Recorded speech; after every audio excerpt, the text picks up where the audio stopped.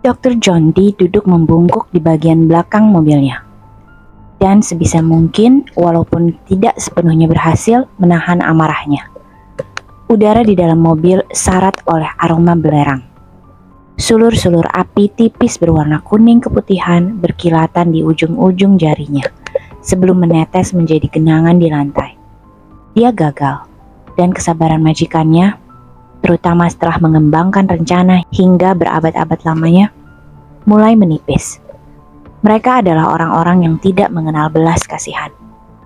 Tidak mampu bergerak karena terikat oleh mantra belenggu, Pernell Flamel memandangnya. Matanya berkilat dengan perpaduan antara kebencian dan sesuatu yang mungkin menyiratkan ketakutan.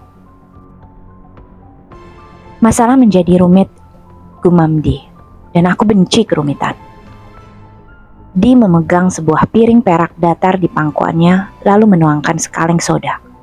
Hanya itulah cairan yang ada di mobil ketika itu. Dia selalu lebih menyukai bekerja dengan air murni, walaupun secara teknis semua jenis air dapat digunakan. Membungkuk di atas piring tersebut, dia memandang cairan soda dan membiarkan sedikit energi auranya sendiri tertuang ke permukaan piring sambil menggumamkan kata-kata pertama mantra pemindaian. Sejenak hanya bayangannya sendiri yang terlihat di cairan gelap itu. Kemudian piring di tangannya bergetar dan soda di dalam piring mulai bergolak. Ketika cairan itu tenang kembali, bayangan Dee tidak lagi terlihat di sana. Digantikan oleh gambar aneh bernuansa ungu kelabu dan hitam kehijauan. Sudut pandangnya sangat dekat dengan tanah, berubah-ubah dan bergerak dengan kecepatan yang memusingkan. Tikus, gumam Dee. Bibirnya yang tipis mengerut jijik. Dia tidak suka menggunakan tikus sebagai pengintai. Aku tak percaya kau membawa mereka ke sini, kata Skatty sambil menjenjalkan beberapa potong pakaian ke dalam ransel. Nicholas Flamel berdiri di ambang pintu kamar Skatty yang mungil, melipat kedua tangannya di dada. Semuanya terjadi begitu cepat. Dee berhasil mendapatkan kodeks, dan itu sudah cukup buruk. Tapi si kembar juga akan terseret masalah, terutama dengan adanya lembaran yang tertinggal. Aku yakin. Mendengar kata kembar disebutkan, Skatty mengalihkan pandangan dari ranselnya. Merekalah alasan sesungguhnya kau ada di sini, bukan? Flamel tiba-tiba memandang dinding lekat-lekat, seolah-olah menemukan sesuatu yang sangat menarik di sana. Skatty berjalan mondar-mandir di kamarnya yang mungil, melongok keluar, memastikan Sophie dan Josh masih berada di dapur, lalu menarik Flamel memasuki kamarnya dan menutup pintu. Kau merencanakan sesuatu, bukan? Skatty menuntut penjelasan. Masalahnya bukan sekedar hilangnya kodeks. Kau bisa saja mengalahkan Dee dan kaki tangannya sendirian. Jangan seyakin itu. Aku sudah lama tidak bertempur, ujar Flamel dengan lembut. Satu-satunya ilmu alkemi yang kupraktikkan sekarang adalah menyeduh sedikit ramuan batu bertuah untuk menjaga supaya aku dan Pernell tetap muda. Kadang-kadang aku membuat sedikit emas dan batu permata yang langka jika kami butuh uang. Skatty tertawa sinis dan kembali mengemasi bajunya. Dia telah mengganti pakaiannya dengan celana panjang kargo hitam, sepatu boot magnum bermoncong baja, kaos hitam serta rompi hitam yang penuh saku dan resleting. Dia menjejalkan celana panjang kedua ke dalam ranselnya, menemukan sebuah kaos kaki dan mencari pasangannya di bawah ranjang. Nicholas Flamel, katanya. Suaranya teredam oleh selimut. Kau adalah alkemis terkuat di dunia.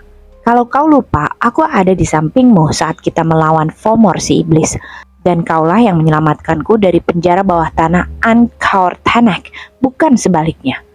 Skatty muncul dari bawah ranjang dengan sebelah kaos kakinya yang hilang. Saat Rusalka meneror Saint Petersburg, kau berhasil melawan mereka sendirian. Dan saat Black Anis mengamuk di Manitoba, aku menyaksikanmu mengalahkannya juga. Kau melawan Night Hag dan pasukan zombinya sendirian. Kau menghabiskan lebih dari setengah milenium untuk membaca dan mempelajari kodeks, dan tidak ada orang yang lebih akrab dengan berbagai kisah dan legenda di dalamnya. Skatty tiba-tiba terdiam. Mata hijaunya terbelalak. Bukan ini masalahnya, katanya. Masalahnya berkaitan dengan legenda. Flamel mengulurkan tangan dan menekankan telunjuknya ke bibir Skatty, mencegahnya berbicara lebih lanjut. Dia menyunggingkan senyuman misterius. Apakah kau mempercayaiku? Akhirnya Flamel bertanya. Sketty langsung menjawab, tanpa keraguan. Kalau begitu tetaplah percaya. Aku ingin kau melindungi si kembar, sekaligus melatih mereka. Flamel menambahkan. Melatih mereka? Apa kau tahu maksud permintaanmu ini? Flamel mengangguk. Aku ingin kau mempersiapkan mereka untuk peristiwa yang akan datang. Dan apakah peristiwa itu? Tanya Sketch Hatch. Mana aku tahu? Flamel tersenyum. Yang jelas tidak akan menyenangkan. Kami baik-baik saja, Mam. Sungguh, kami tidak apa-apa. Sophie Newman sedikit menjauhkan ponselnya dari telinga, supaya Josh dapat ikut mendengarkan. Iya, Perry Fleming sakit, sesuatu yang dia makan mungkin. Sekarang dia baik-baik saja. Sophie dapat merasakan butiran keringat membasahi rambut-rambut halus di tengkuknya. Berbohong kepada ibunya membuatnya merasa buruk, meskipun ibunya sangat sibuk dengan pekerjaannya sehingga tidak pernah sempat mengecek kegiatan mereka. Orang tua Josh dan Sophie terkenal karena penemuan-penemuan mereka yang telah membantu membentuk kembali dunia arkeologi modern. Mereka berada dalam jajaran orang-orang pertama di bidang ilmu pengetahuan tersebut yang menemukan keberadaan spesies baru manusia bajang yang sekarang dijuluki Hobbit dari Indonesia. Josh selalu mengatakan bahwa orang tua mereka hidup dalam dunia 5 juta tahun yang lalu dan hanya bisa bahagia jika kaki mereka melesak ke dalam lumpur. Si kembar tahu bahwa mereka mendapatkan kasih sayang tanpa syarat, walaupun orang tua mereka tidak bisa memahami, apalagi memahami kehidupan modern. Mr. Fleming membawa Perry ke rumah mereka di gurun dan mereka mengajak kami berlibur sebentar di sana. Kami sudah bilang bahwa kami harus meminta izin Mom dan Dad tentunya. Iya, kami sudah bicara dengan Bibi Agnes, katanya tidak apa-apa asalkan Mom dan Dad setuju. Katakan ya, Mom, ayolah. Sophie menoleh ke arah kembarannya dan menyilangkan jari. Josh ikut menyilangkan jari. Sebelum menelpon, mereka sudah berdiskusi panjang lebar tentang apa yang akan mereka katakan kepada Bibi dan ibu mereka. Namun tidak sepenuhnya yakin tentang apa yang akan mereka lakukan jika ibu tidak memberi izin. Sophie meluruskan jemarinya dan mengacungkan jempol kepada Josh. Iya, aku mengambil cuti dari kafe. Tidak, kami tidak akan merepotkan. Iya, Mom, iya, kami juga sayang Mom. Dan bilang juga pada Dad bahwa kami menyayanginya. Sophie mendengarkan sejenak, lalu menjauhkan ponsel dari mulutnya. Dad menemukan selusin Sudark Televis Sharpie dalam kondisi nyaris sempurna. Dia melaporkan. Josh menatapnya bingung. Cambrian crustacean, makhluk bercangkang keras purba yang sangat langka, Sophie menjelaskan. Josh mengangguk, bilang pada Dad bahwa penemuannya hebat. Kita akan menghubunginya lagi nanti, serunya. Kami sayang Mom dan Dad, kata Sophie mengakhiri pembicaraan dan menutup telepon. Aku benci harus berbohong kepada mereka, katanya.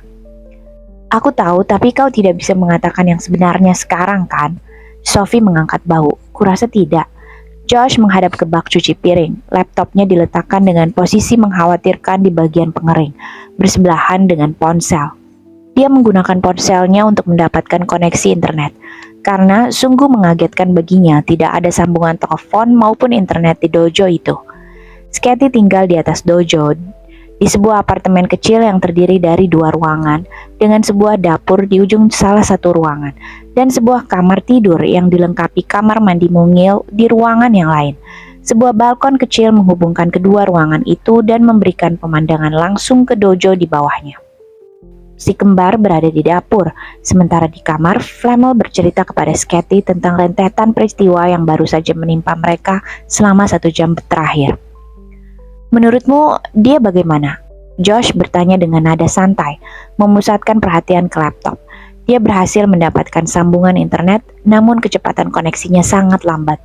Dia membuka situs Alta Vista dan mencoba hingga belasan kali sebelum dapat mengetik Sketch Hatch dengan ejaan yang tepat. Ini dia, ada 27.000 artikel mengenai Sketch Hatch, si bayangan atau si penyebar bayangan, katanya. Lalu menambahkan dengan sangat santai. Menurutku dia keren.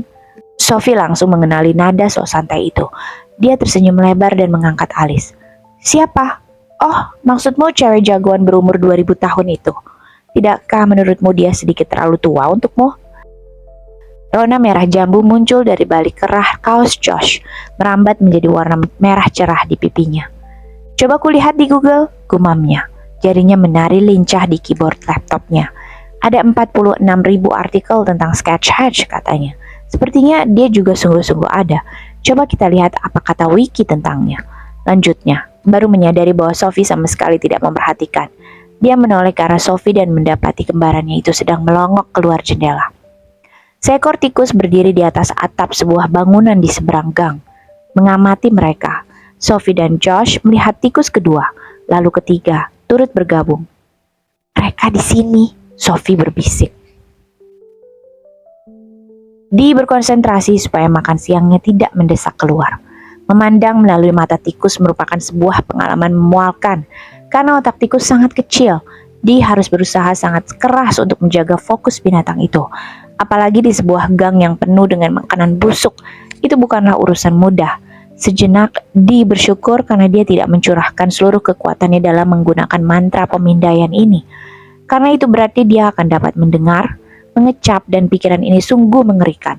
Mencium segala sesuatu yang ditemui oleh si tikus. Rasanya seperti menonton televisi hitam putih dengan penerimaan gelombang yang buruk. Gambar yang dilihatnya bergerak-gerak, naik dan turun bersama setiap gerakan si tikus. Seekor tikus dapat berlari secara horizontal di tanah, lalu melesat secara vertikal, menaiki tembok, kemudian turun meniti seutas tali, semuanya hanya dalam hitungan detik. Kemudian gambar itu berhenti bergerak. Tepat di hadapan Dee berdirilah siluet dua sosok manusia yang dilihatnya di toko buku. Berpendar hitam keabuan dengan garis pembatas kelabu bersemburat ungu. Sepasang remaja laki-laki dan perempuan berusia belasan tahun, mungkin, dan penampilannya cukup mirip sehingga bisa jadi mereka bersaudara. Terpikir olehnya sesuatu yang cukup untuk memecah konsentrasinya. Kakak beradik mungkin. Atau mungkinkah sesuatu yang lain? Tentu saja tidak. Dia memandang kembali ke piring pemindaiannya dan mengerahkan segenap konsentrasi. Memaksa tikus yang dikendalikannya untuk berdiri tegak.